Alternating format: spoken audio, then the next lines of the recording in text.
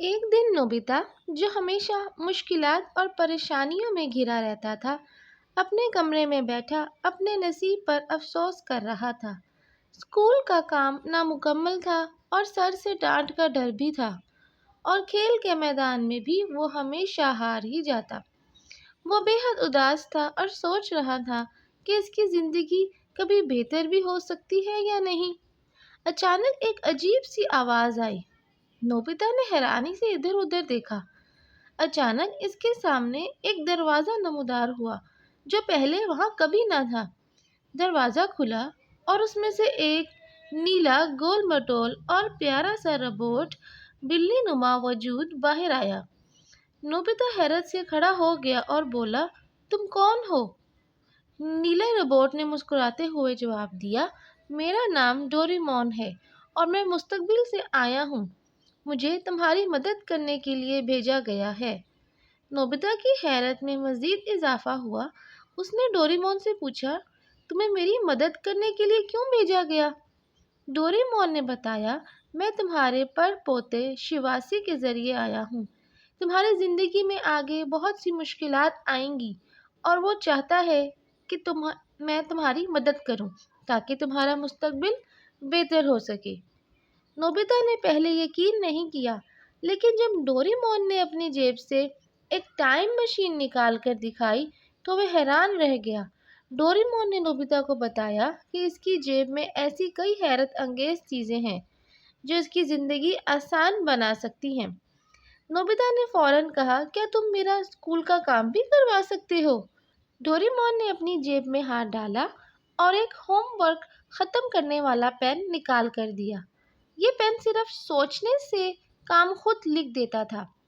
نوبیتا خوشی سے جھوم اٹھا اور کہا، واہ، اب تو میری سب مشکلات ختم ہو جائیں گی۔ لیکن ڈوریمون نے اسے نصیحت کرتے ہوئے کہا، یاد رکھو، میں یہاں تمہاری مدد کے لیے آیا ہوں، لیکن تمہیں خود بھی محنت کرنی ہوگی۔ صرف ان گیجٹس پر بھروسہ کرنا ٹھیک نہیں ہے۔ نوبیتا نے سر ہلا دیا، مگر دل ہی دل میں سوچا کہ اب اس کی زندگی کتنے مزیدار ہو جائے گی۔ یہ ڈوریمون اور نوبیتا کی دوستی کی شروعات تھی۔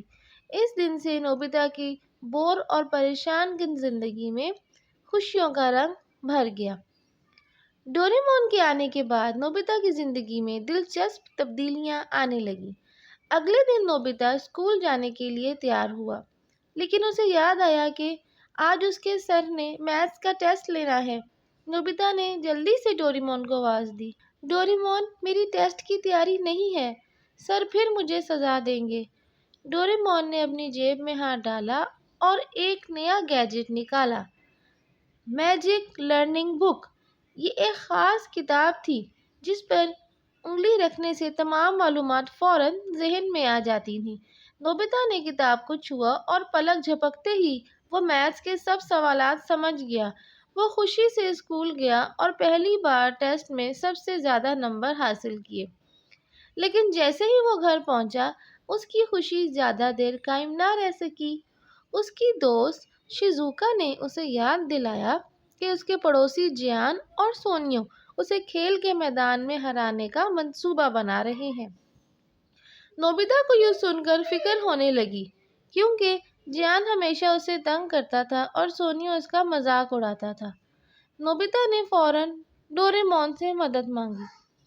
ڈوریمون، وہ دونوں پھر مجھے ہرا کر سب کے سامنے شرمندہ کرنا چاہتے ہیں۔ ڈوریمون نے مسکرا کر کہا، تمہیں ہر وقت مجھ پر بھروسہ نہیں کرنا چاہیے، لیکن چلو، اس بار میں تمہیں ایک خاص چیز دیتا ہوں۔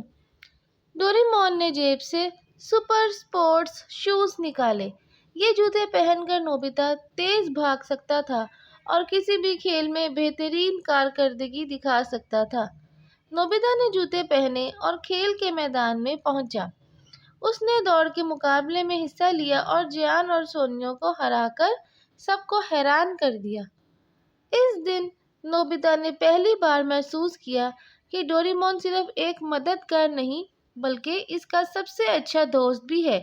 لیکن ڈوریمون نے ایک بار پھر اسے سمجھایا، نوبیتا، یہ گیجٹ تمہاری مدد کے لیے ہیں، لیکن تمہیں خود بھی محنت کرنی ہوگی، ورنہ تم ہمیشہ ان چیزوں پر انحصار کرتے رہو گے